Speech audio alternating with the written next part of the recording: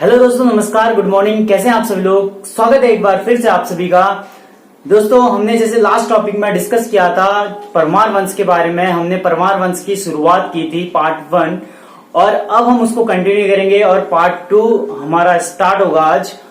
दोस्तों, मैंने last time में बोला था कि परमार वंश के 60 राजा कौन कौन है, हम उनके बारे में जानेंगे और उनमें भी हम जो इम्पोर्टेंट हैं उनको खास जानेंगे। और अभी मैं आपको इस टॉपिक में कि कौन कौन से हमारे परमार वंश के राजा हैं उनके बारे में बताऊंगा। नेक्स्ट टॉपिक में हम एक पर्टिकुलर राजा के बारे में फुल डिटेल में डिस्कस करेंगे।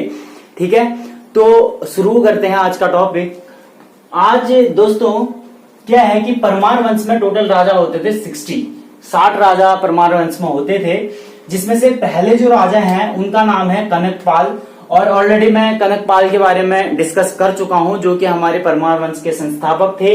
परमार वंश के जो वास्तविक संस्थापक हैं वो है अजयपाल, और परमार वंश के जो शिव प्रसाद डबराल, जिनको हम चारण कहते हैं, उनके अकॉर्डिंग जो वास्तविक संस्थापक है वो है जगतपाल। इनके बारे में हम पहले ही पार्ट 1 में डिस्कस कर चुके हैं। ठीक है दोस्तों, हम इनके बारे में फुल डिटेल में इसके बाद करेंगे, फुल डिटेल में डिस्कस। और अभी दोस्तों क्या है कि मैं आपको बता दूं हमें कौन कौन से इंपॉर्टेंट हैं। एक तो कनकपाल के बारे में हम डिस्कस कर चुके हैं, जगतपाल मोस्ट इंपॉर्टेंट हैं, अजयपाल मोस्ट इंपॉर्टेंट हैं। उसके बाद अनंतपाल सेकंड, ठीक है, और लक्ष्मण देव या लखन देव या लक्ष्मण देव, लसन देव भी इनको बोलते हैं, और सोनपाल। ठीक है दोस्तों, बाकी बलभद्र शाह, मान शाह, श्याम शाह, ये सारे आपको याद होने ही चाहिए क्योंकि ये तो सारे इंपॉर्टेंट हैं ही बलभद्र शाह के बाद। अब मैं आपको बताता हूं कि कैसे हमें कौन कौन से देखने हैं। दोस्तों, मैंने कुछ 60 राजा तो पूरे नहीं लिखे हैं, बट इसमें जितने भी लिखे हैं सब इंपॉर्टेंट हैं। पहले से लेके 5 तक, पहले से लेके 5 तक तो आपको याद होने ही चाहिए, क्योंकि अगर क्वेश्चन में पूछ सकता है कि हमारे चौथे नंबर के जो परमार वंश के राजा थे वो कौन थे। ठीक है, पहले से 5 तक के तो पूछ भी सकता है।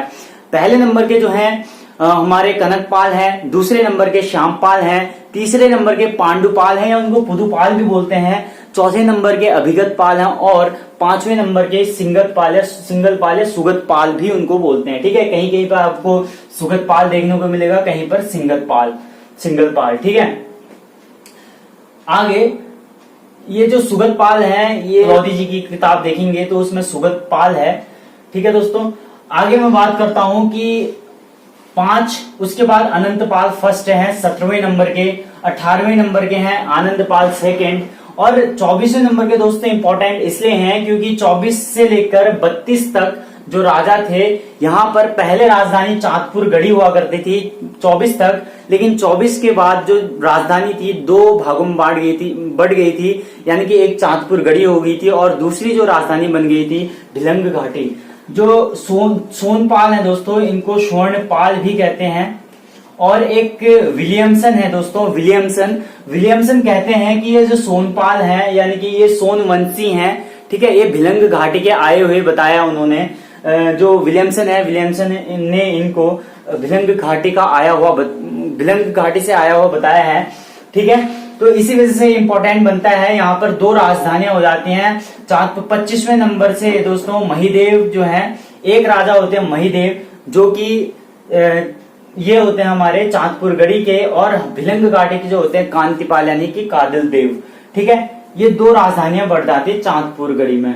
फिर यहाँ से 2 राजधानी चलती हैं और 32 तक ये चलता है। 32 के बाद 33वें में फिर चांदपुर गढ़ी, एक ही राजधानी होती है चांदपुर गढ़ी 33 से, आसल देव से।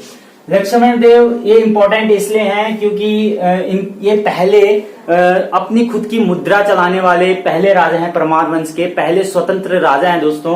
मुद्रा मिली है जिसमें इनका पहले वाले भाग में इनकी खुद की फोटो है, पीछे वाला भाग खाली है। ठीक है, तो 1.5 डाय की मिली है। आगे अनंतपाल सेकंड इसलिए इंपॉर्टेंट है। अनंतपाल सेकंड में क्या हुआ था दोस्तों, यहाँ इनके टाइम पर एक शिलालेख मिला था जिसको बोलते हैं धार शिलालेख, जो कि चमोली से मिला था और चमोली मंदाकिनी घाटी से मिला था, जिससे पता चलता है कि कनकपाल जो है परमार वंश के संस्थापक हैं। ठीक है, ये मैं पहले आपको बात कर चुका हूं, फर्स्ट पार्ट में मैंने इसमें डिस्कस किया है।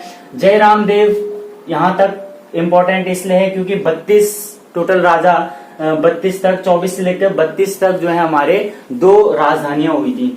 उसके बाद एक राजधानी हुई थी आसिल देव से। फिर आते हैं दोस्तों जगतपाल। जगतपाल इसलिए इंपॉर्टेंट है क्योंकि ये परमार वंश के पहले ऐसे राजा हैं जिनके समय में ताम्रपत्र मिला था। ठीक है, इसी वजह से शिव प्रसाद डबराल ने इनको परमार वंश का वास्तविक संस्थापक कहा था। फिर करते हैं अजयपाल की बात। अजयपाल 37वें राजा हैं। इनको दोस्तों सीरीज याद होनी चाहिए कि अजयपाल हमारे परमार वंश के कौन से नंबर के राजा हैं, तो ये 37वें राजा हैं। जगतपाल 34वें राजा हैं। ठीक है, लक्ष्मण देव जो है 28वें राजा हैं। अनंतपाल सेकंड 29वें राजा हैं। इस तरीके से आपको याद होनी चाहिए। और जो अजयपाल है इनके बारे में हम फुल डिस्कस करेंगे, डिटेल में बात करेंगे। ठीक है, बाद में। और अभी मैं बता दूं ये गढ़वाल के वास्तविक संस्थापक हैं परमार वंश के। गढ़वाल इन्होंने ही बसाया था 52 गढ़ों को जीत कर। ठीक है, गढ़वाल शब्द हालांकि मौलाराम ने दिया था, जो गढ़वाल शब्द बताया था वो बताया था मौलाराम ने। उसके बाद सहसपाल है 42वें नंबर के। ठीक है, सहसपाल के बाद दोस्तों देखो 43वां नंबर जो है बलभद्र शाह, ये बहुत इंपॉर्टेंट है। बलभद्र पाल शाह भी इनको बोल सकते हैं। ठीक है, ये बहुत इंपॉर्टेंट है क्योंकि बहलोल लोधी ने जो है इनको शाह की उपाधि, अभी तक सब पाल चल रहे थे दोस्तों, यहाँ पहले से लेके 42 तक अगर आप देखेंगे तो सब पाल हैं। उसके बाद बलभद्र शाह, मान शाह, श्याम शाह, यहाँ से शाह की उपाधि शुरू इनसे ही होती है, बलभद्र शाह से। इसलिए बहुत इंपॉर्टेंट है ये, क्योंकि बहलोल लोधी ने इनको शाह की उपाधि दी थी। ठीक है, तब से शाह चलता है क्योंकि इनका बलभद्र शाह का जो उत्तराधिकारी था, यानी कि इनका पुत्र मान शाह था। और शाह बाद में परमार वंश में शाह जो कास्ट है वो चलती गई। ठीक है, मान शाह भी काफी इंपॉर्टेंट है, इसको हम डिस्कस करेंगे। श्याम शाह बहुत इंपॉर्टेंट है, 45वें राजा हैं। श्याम शाही बागान का निर्माण इन्होंने कराया था श्रीनगर में। महीपति शाह भी काफी इंपॉर्टेंट है, ये गर्भभंजन इनको कहते हैं। अगर गर्भभंजन आएगा तो महीपति शाह, गर्भभंजक आएगा तो आएगा माधो सिंह भंडारी। माधो सिंह भंडारी इनका ही सेनापति था। माधो सिंह भंडारी को पहाड़ का पहला इंजीनियर भी बोलते हैं। ठीक है, मलिता के कुल का निर्माण किया था अपने पुत्र की बलि देके, तो काफी इंपॉर्टेंट है ये। उसके बाद पृथ्वीपति शाह हम देखेंगे। पृथ्वीपति शाह भी ठीक है, इंपॉर्टेंट है। मेदिनी शाह इंपॉर्टेंट है। फतेहपति शाह दोस्तों काफी इंपॉर्टेंट रहते हैं ये। गढ़वाल के शिवाजी इनको कहा जाता है, गढ़वाल का शिवाजी फतेहपति शाह को कहा जाता है, काफी इंपॉर्टेंट है। उसके बाद इनका फतेहपति शाह का जो बड़ा बेटा होता है वो होता है उपेंद्र शाह। मात्र 1 साल मतलब ये गद्दी पर बैठते हैं उपेंद्र शाह। और उसके बाद कुछ 1-2 महीनों के लिए दिलीप शाह जो होते हैं वो भी बैठते हैं दोस्तों। लेकिन जो दिलीप शाह होते हैं वो एक तरीके से उनका नाम इसमें नहीं आएगा क्योंकि वो 1 महीने या 2 महीने के लिए बैठते हैं। परमार वंश में सबसे कम समय के लिए जो गद्दी पर बैठते हैं वो दिलीप शाह, सबसे कम कार्यकाल दिलीप शाह का ही होता है। उसके बाद प्रदीप शाह आते हैं। ठीक है, प्रदीप शाह काफी इंपॉर्टेंट हैं। प्रदीप शाह की जो संरक्षिका हैं वो जिया कनकदी ही होती हैं, जो इनका जब तक इनकी उम्र होती है गद्दी पे बैठने की तब तक के लिए वो जो संभालती हैं वो है कनकदी, जो इसकी संरक्षिका, इनके संरक्षिका बन के रहती हैं। उसके बाद आते हैं ललित शाह, काफी इंपॉर्टेंट है। ललित शाह दोस्तों, ललित शाह के 4 पुत्र होते हैं। एक होता है पराक्रम शाह सबसे बड़ा, उसके बाद प्रद्युम्न शाह, सबसे बड़े हैं जयकृत शाह, फिर प्रद्युम्न शाह, पराक्रम शाह और प्रीतम शाह। ये चारों ललित शाह के पुत्र होते हैं। उसके बाद जो बनते हैं कुमाऊं के राजा बनते हैं जयकृत शाह, प्रद्युम्न शाह गढ़वाल के बनते हैं। इनमें अनबन होती थोड़ी सी, जिसकी वजह से प्रद्युम्न शाह उनको भी हरा देते हैं। और कुछ इसकी ये मैं आपको बाद में बताऊंगा, काफी लंबी स्टोरी है।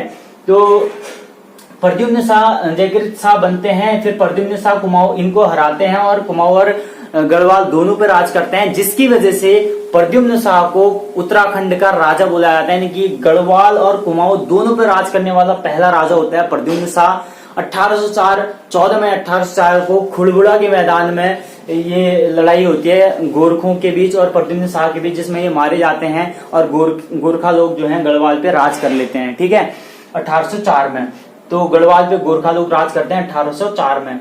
ये प्रद्युम्न शाह जब ये खुड़बुड़ा के मैदान में ये बलिदान दे देते हैं अपना। उसके बाद 55वें राजा होते हैं सुदर्शन शाह। यहां से दोस्तों सुदर्शन शाह टिहरी रियासत के पहले राजा और परमार वंश के 55वें राजा होते हैं। ये काफी इंपॉर्टेंट है क्योंकि यहां से टिहरी रियासत शुरू होती है, ठीक है, सुदर्शन शाह से। सुदर्शन शाह जो है सीधे भागते हैं क्योंकि गोरखा लोग अधिकार कर लेते हैं और ये भागते हैं, सीधे अंग्रेजों के पास जाते हैं। अंग्रेजों के पास जाने के बाद ये अंग्रेजों के पास शरण मांगते हैं उनसे, तो अंग्रेज इसकी मदद करते हैं। मदद करने के बाद अंग्रेज क्या करते हैं, खलंगा का युद्ध होता है, ठीक है, 1814 में। तो खलंगा का युद्ध होता है, तब अंग्रेज गोरखाओं को भगा देते हैं और अपना कब्जा कर लेते हैं। फिर सुदर्शन शाह से कुछ शर्तें रखते हैं। इसके बारे में हम फुल डिटेल में बात करेंगे कि कैसे क्या होता है। तो सुदर्शन शाह जो है टिहरी रियासत के पहले राजा होते हैं। 28 दिसंबर 1815 को रेस्टोरेशन डे, टिहरी को राजधानी बनाते हैं। इसी वजह से टिहरी में रेस्टोरेशन डे के रूप में भी मनाया जाता है 28 दिसंबर 1815 को, ठीक है, यही रीजन है। और दोस्तों इसके बाद आप एक बार देख लीजिएगा पूरा कौन कौन है, काफी इंपॉर्टेंट है। उसके बाद मैं आपको बताता हूं बाकी के, ठीक है, 55वें हैं। उसके बाद 56वें जो राजा हैं उनका नाम है भवानी शाह, 56 नंबर के हैं, ठीक है। 57 नंबर के हैं दोस्तों प्रताप शाह,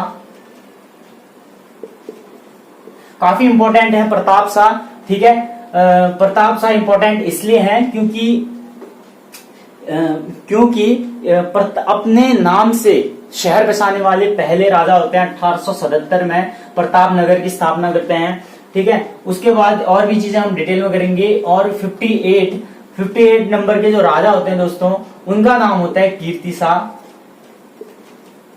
और फिर होता है 59 कीर्ति शाह की जो समीक्षिका है उनका नाम है महारानी गुलेरिया, ठीक है। और फिर आते हैं नरेंद्र शाह,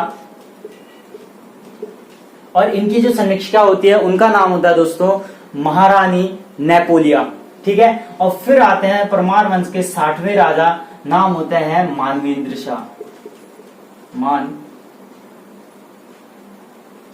मानवेंद्र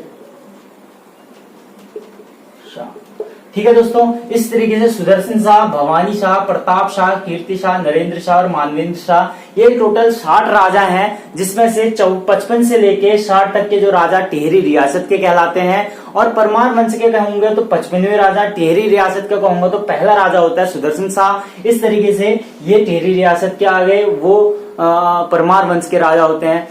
तो दोस्तों आज इतना ही रखते हैं, और नेक्स्ट में हम फुल डिटेल में पर्टिकुलर राजा के बारे में डिस्कस करेंगे, जो कि हमारे इंपॉर्टेंट राजा होंगे, उनके बारे में हम फुल डिटेल में डिस्कस करेंगे।